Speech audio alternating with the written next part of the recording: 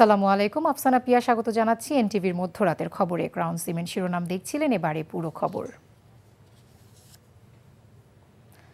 জগন্নাথ বিশ্ববিদ্যালয় কেন্দ্রীয় শিক্ষার্থী সংসদ যোগসু নির্বাচনে ভিপি, জিএস ও এজিএস সহ শীর্ষ পদগুলোতে নিরঙ্কুশ জয় পেয়েছে বাংলাদেশ ইসলামী ছাত্র শিবির সমর্থিত প্যানেল। দীর্ঘ ৩৮ বছর পর অনুষ্ঠিত এই নির্বাচনে প্রধান প্রতিদ্বন্দ্বী বাংলাদেশ জাতীয়তাবাদী ছাত্রদল সমর্থিত প্যানেলকে পরাজিত করে তারা এই বিজয় অর্জন করে। যোগসুতে নির্বাচিত শিবির সমর্থিত প্যানেলের শীর্ষ ৩ বিজয়ী বুধবার রাতে যোগসুর ৩৯টি কেন্দ্রের ফলাফল একত্রীকরণ শেষে চূড়ান্ত ফল ঘোষণা করেন নির্বাচন কমিশনাররা। ঘোষিত ফলাফল অনুযায়ী ভিপি পদে শিবির সমর্থিত প্রার্থী মোহাম্মদ রিয়াজুল ইসলাম ৫,৫৬৪ ভোট পেয়ে নির্বাচিত হয়েছেন। তার নিকটতম প্রতিদ্বন্দ্বী ছাত্রদল সমর্থিত প্যানেলের একেএম রাকিব পেয়েছেন ৪,৬৮৮ ভোট। রিয়াজুল ইসলাম ৮৭৬ ভোটের ব্যবধানে জয়ী হয়েছেন। জিএস পদে সবচেয়ে বড় ব্যবধানে জয় পেয়েছে শিবির। এ পদে আব্দুল আলী মারিফ ৫,৪৭০ ভোট পেয়ে নির্বাচিত হয়েছেন। তার নিকটতম প্রতিদ্বন্দ্বী ছাত্রদলের খাদিজাতুল কুবরা পেয়েছেন ২,২০৩ ভোট। আরিফ ৩,২৬৭ ভোটের বিশাল ব্যবধানে জয়লাভ করেছেন। এছাড়া এজিএস পদেও বড় ব্যবধান ধরে রেখেছে শিবির। এ পদে শিবিরের মাসুদ রানা ৫,০০২ ভোট এবং ছাত্রদলের বিএ মাতিকুর রহমান তানজিল ৩,৯৪৪ ভোট পেয়েছেন। মাসুদ রানা ১,০৫৮ ভোটে বিজয়ী হয়েছেন। জগন্নাথ বিশ্ববিদ্যালয় ক্যাম্পাসে আছেন সহকর্মী নূর হোসেন, সেখান থেকে সরাসরি যোগ দিচ্ছেন তিনি। নূর, ৩ শীর্ষ পদ সহ অধিকাংশ পদে ছাত্র শিবিরের জয়ে ক্যাম্পাসের সার্বিক চিত্র কেমন দেখছেন?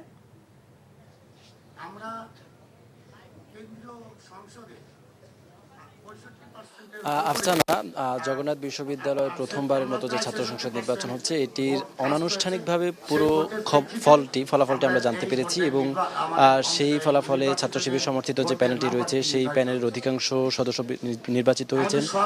সেই প্যানেল থেকে ভিপি পদে যিনি নির্বাচন করেছেন তিনি, জিএস পদে যিনি নির্বাচন করেছেন তিনি এবং এজিএস পদে যিনি নির্বাচন করেছেন তিনি, তারা সবাই প্রত্যেকে নির্বাচিত হয়েছেন এবং তাদের ফলাফলের মধ্যে যে ব্যবধান সেটিও আমরা জানতে পেরেছি। এবং এই মুহূর্তে আসলে জগন্নাথ বিশ্ববিদ্যালয় কেন্দ্রীয় ছাত্র সংসদ নির্বাচনের যিনি প্রধান নির্বাচন কমিশনার তিনি ব্রিফিং করছেন।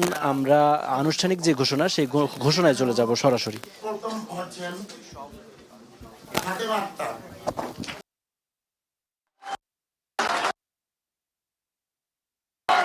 তিনি ভোট পেয়েছেন ৩৮৫১। দ্বিতীয় হচ্ছেন মোহাম্মদ আকিব হাসান, তিনি ভোট পেয়েছেন ৩৫৮৮। এখানে প্যানেল উল্লেখ নাই, আমরা প্যানেল হিসাবে আমাদের এই নির্বাচন তালিকায় এইভাবে উল্লেখ ছিল না। আমরা এখানে সকলকে ব্যালট নম্বর দিয়ে নির্বাচন করিয়েছি, সুতরাং প্যানেল আপনারা ঠিক করে নেবেন। তৃতীয় হচ্ছেন শান্তা আক্তার,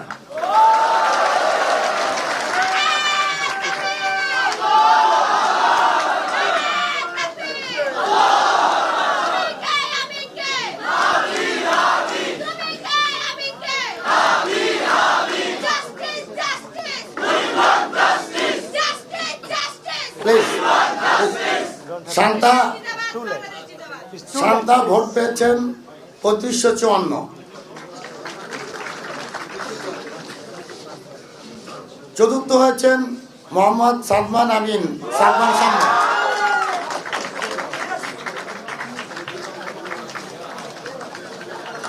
তিনি ভোট পেয়েছেন ৩৩৬০।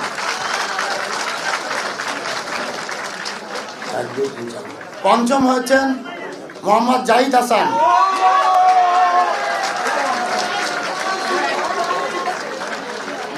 তিনি ভোট পেয়েছেন ৩১২৪।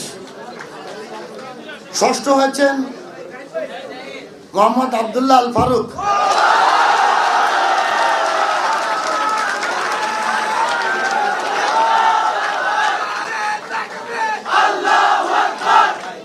তিনি ভোট পেয়েছেন ২৯১৭ এবং সপ্তম হয়েছেন, আমাদের এই সদস্য পদটি হলো 7টি, তো সপ্তম হয়েছেন ইমরান হাসান ইমন, তিনি ভোট পেয়েছেন 2636। আমরা অন্যান্য প্রার্থীদের ভোটের দীর্ঘ তালিকা আমরা সেই নাম্বারটি ওয়েবসাইটে দিয়ে দেবো, এখানে ঘোষণা করছি না। যারা বিজয়ী তাদেরকে পোস্ট করছি, তাদের ঘোষণা করছি এবং অন্যান্য সকলকে অভিনন্দন জানাচ্ছি ইলেকশনটি সমাপ্ত করতে। জানছিলাম যোগসু নির্বাচনের ফলাফলের সর্বশেষ খবর। বাংলাদেশের আগামী নির্বাচিত সরকারের সঙ্গে কাজ করার অঙ্গীকার করেছে চীন। বিকেলে গুলশান কার্যালয়ে বিএনপির ভারপ্রাপ্ত চেয়ারম্যান তারেক রহমানের সঙ্গে বৈঠকে ঢাকায় নিযুক্ত চীনা রাষ্ট্রদূত ইয়াও ওয়েন কথা বলেন।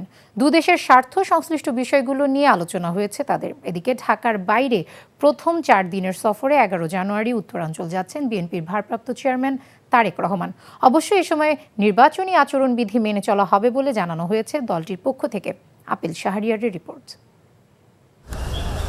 বুধবার বিএনপির ভারপ্রাপ্ত চেয়ারম্যান তারেক রহমানের সঙ্গে সৌজন্য সাক্ষাৎ করতে গুলশান কার্যালয়ে যান চীনা রাষ্ট্রদূত ইয়াও ওয়েন। প্রায় 1 ঘণ্টা বৈঠক করেন তারা। এ সময় উপস্থিত ছিলেন দলটির মহাসচিব মির্জা ফখরুল ইসলাম আলমগীর সহ সিনিয়র নেতারা। এ সময় দুদেশের স্বার্থ সংশ্লিষ্ট নানা বিষয়ে কথা হয় বলে জানান দলটির যুগ্ম মহাসচিব হুমায়ুন কবির।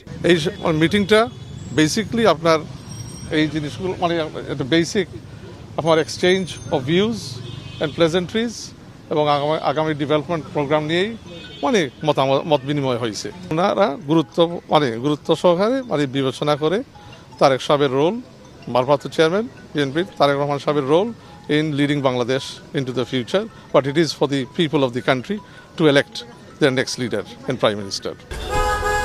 বিএনপির ভারপ্রাপ্ত চেয়ারম্যান তারেক রহমানের সঙ্গে আজও দলটি নেতাকর্মীদের সঙ্গে দেখা হয়। গুলশান থানা বিএনপি ও সহযোগী সংগঠনের নেতাকর্মীদের সঙ্গে কথা বলেন। তার ঢাকা 17 আসনের গুলশানের বাসিন্দাদের চাওয়া পাওয়া ও সমস্যার কথা তুলে ধরা হয়। এ সময় তিনি নেতাকর্মীদের এলাকার মানুষের উন্নয়নে তার পরিকল্পনার কথা জানান। আজকে তিনি গুলশান থানার বিভিন্ন পর্যায়ের নেতৃবৃন্দের সাথে তিনি কথা বলেছেন এবং আমাদের এখানে যারা দীর্ঘদিন ধরে গুলশান থানায় রাজনীতি করেন, আমাদের বিএনপি এবং অঙ্গ সহযোগী সংগঠনের নেতাকর্মীরা ভোটারদের থেকে যে সমস্যাগুলো ভোটাররা বলেছেন, যে গুলশানে যারা স্থায়ী বাসিন্দা বা ভোটার, সেগুলো ভারপ্রাপ্ত চেয়ারম্যানকে তারা বলেছেন যে এই সমস্যাগুলো ভোটাররা বলেছেন। সেগুলোর বিষয়ে ভারপ্রাপ্ত চেয়ারম্যান নেতাকর্মীদেরকে বলেছেন যে কিভাবে ভোটারদেরকে দলের পক্ষ থেকে আশ্বস্ত করা যায়, সেগুলো বলেছেন। 4 দিনের সফরে উত্তরাঞ্চলে যাচ্ছেন তারেক রহমান। দল থেকে জানানো হয় 11 জানুয়ারি তিনি ঢাকা থেকে বগুড়া যাবেন। পথে টাঙ্গাইলে মাওলানা আব্দুল হামিদ খান ভাসানীর মাজার জিয়ারত করবেন। সিরাজগঞ্জ হয়ে বগুড়া যাবেন। এরপর দিন রংপুরে শহীদ আবু সাইদের কবর জিয়ারত ও পরিবারের সঙ্গে দেখা করে দিনাজপুর হয়ে ঠাকুরগাঁ যাবেন। নীলফামারী, লালমনিরহাট সহ উত্তরের কয়েকটি জেলা ঘুরে 14 জানুয়ারি ঢাকায় ফিরবেন তিনি। এ সময় নির্বাচনী আচরণবিধি মেনে চলা হবে বলে জানানো হয় দল থেকে। নেতাকর্মীদের ব্যানার, ফেস্টুন ব্যবহার না করার নির্দেশনা দেওয়া হয়েছে।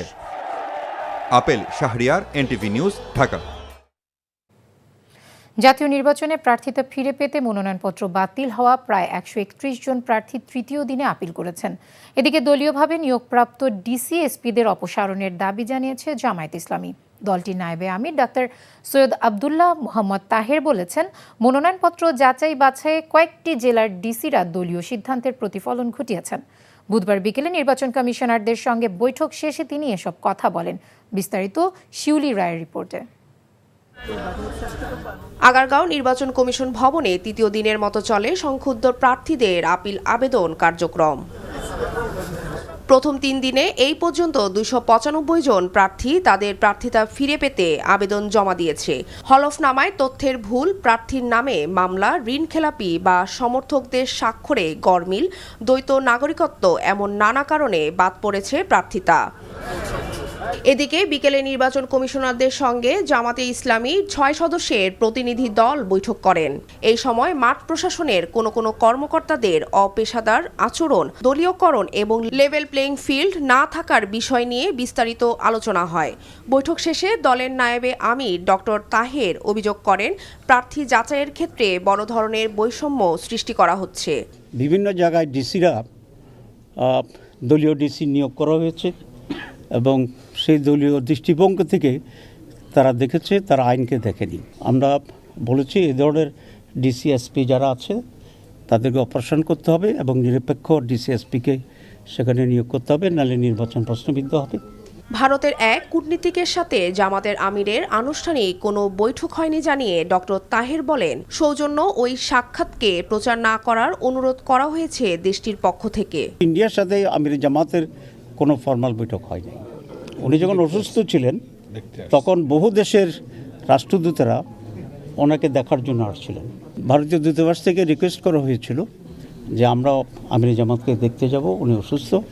আমরা এটাতে একমত হয়েছি, কারণ একজন অসুস্থ লোককে দেখার জন্য দেখার বাধা দেওয়ার কিছু নেই। তবে যারা আসছিলেন তারা রিকোয়েস্ট করেছিলেন যে এটা যেন পাবলিক না হয়। নির্বাচনের আইনশৃঙ্খলা পরিস্থিতি নিয়ে শঙ্কা রয়েছে বলেও জানান তিনি। শিউলি রায়, এনটিভি নিউজ, ঢাকা। ভারতীয় নাগরিকদের জন্য পর্যটক ভিসা প্রদান বন্ধ করেছে বাংলাদেশ। ভারতীয় পররাষ্ট্র মন্ত্রণালয়ের সূত্রে খবর জানিয়েছে আনন্দবাজার পত্রিকা। সংবাদ মাধ্যমটির খবর অনুযায়ী বুধবার থেকে পদক্ষেপ কার্যকর হয়েছে। নিরাপত্তাজনিত কারণে এই সিদ্ধান্ত নেওয়া হয়েছে বলে জানানো হয়। দিল্লি ও আগরতলার বাংলাদেশ মিশন থেকে পর্যটক ভিসা আগেই বন্ধ করা হয়েছিল। কলকাতার বাংলাদেশ উপদূতাবাসে এ সেবা চালু থাকলেও এবার তাও বন্ধ হয়ে গেল। ফলে ভারতীয় পর্যটকদের জন্য আপাতত বন্ধ বাংলাদেশের দরজা। তবে এমপ্লয়মেন্ট ভিসা, বিজনেস ভিসা এবং সংবাদ মাধ্যমের প্রতিনিধিদের জন্য ভিসা প্রদান অব্যাহত রয়েছে। বেগম খালেদা জিয়ার রুহের মাগফিরাত কামনায় দোয়া মাহফিলের আয়োজন করে মক্কা বিএনপি। মক্কা প্রতিনিধি কামাল পারভেজ অভি জানান, মক্কা বিএনপির সভাপতি আবুল কালাম আজাদের সভাপতিত্বে ও সাধারণ সম্পাদক ইঞ্জিনিয়ার তাজুল ইসলামের উপস্থাপনায় মাহফিলে প্রধান অতিথি ছিলেন সৌদি আরব পশ্চিমাঞ্চল জাতীয়তাবাদী ফোরামের সভাপতি মোহাম্মদ শাহজাহান। প্রধান বক্তা ছিলেন মক্কা বিএনপির প্রধান উপদেষ্টা ইঞ্জিনিয়ার নাসির চৌধুরী। বিশেষ অতিথি ছিলেন হামিদুল হক মিয়াজি সহ আরও অনেকে। তারেক রহমানের হাতকে শক্তিশালী করতে প্রবাসীদের ঐক্যবদ্ধভাবে কাজ করার আহ্বান জানান বিএনপি নেতা মীর হেলাল উদ্দিন। জেদ্দা থেকে মাসুদ সেলিম জানান, পবিত্র ওমরা পালনের গিয়ে এ আহ্বান জানান চট্টগ্রাম 5 আসনে ধানের শীষের প্রার্থী। জেদ্দা বিমানবন্দরে পৌঁছালে তাকে সংবর্ধনা জানান জাতীয়তাবাদী চট্টগ্রাম ফোরাম, প্রবাসী হাট হাজারি ফোরামের নেতাকর্মীরা। এ সময় উপস্থিত ছিলেন চট্টগ্রাম ফোরামের প্রধান উপদেষ্টা মঈন চৌধুরী, মক্কা প্রাদেশিক শ্রমিক দলের আহ্বায়ক গিয়াস উদ্দিন চৌধুরী, এজে খান ফাউন্ডেশনের চেয়ারম্যান আসিফ খান সবুজ, ওলামা দলের সভাপতি আসহাব উদ্দিন, জাসাস সভাপতি মোহাম্মদ রফিকুল হক চৌধুরী সহ অন্যরা। বেগম খালেদা জিয়ার গৌরবময় রাজনৈতিক জীবন নিয়ে স্মরণ সভার আয়োজন করে সৌদি আরব বিএনপির নেতৃবৃন্দ। এনটিভি সৌদি আরব প্রতিনিধি জানান, রিয়াদে প্রবাসী লক্ষ্মীপুর জেলা বিএনপির উদ্যোগে আয়োজিত দোয়া মাহফিলে সভাপতিত্ব করেন পূর্বাঞ্চল প্রবাসী লক্ষ্মীপুর জেলা বিএনপির সভাপতি মিনহাজুল ইসলাম। প্রধান অতিথি ছিলেন প্রবাসী লক্ষ্মীপুর জেলা বিএনপির প্রতিষ্ঠাতা ফারুক আহমেদ চান। প্রধান বক্তা ছিলেন প্রবাসী লক্ষ্মীপুর জেলা বিএনপির সিনিয়র সহসভাপতি শাহিন আলম। বিশেষ অতিথি ছিলেন প্রবাসী নোয়াখালী জেলা বিএনপির সাধারণ সম্পাদক মোহাম্মদ ওমর ফারুক, রিয়াদে এনটিভির দর্শক ফোরামের সাংগঠনিক সম্পাদক বেলাল হোসেন সহ অন্যরা। এই ছিল মধ্যরাতের খবরে। এই খবরের ভিডিও সহ আপডেট জানতে ভিজিট করুন এনটিভি অনলাইন www.ntvbd.com। এছাড়াও এনটিভির জনপ্রিয় সব অনুষ্ঠান ও খবরের আপডেট জানতে ভিজিট করুন আমাদের ইউটিউব ও ভেরিফাইড ফেসবুক পেজ। ধন্যবাদ সবাইকে।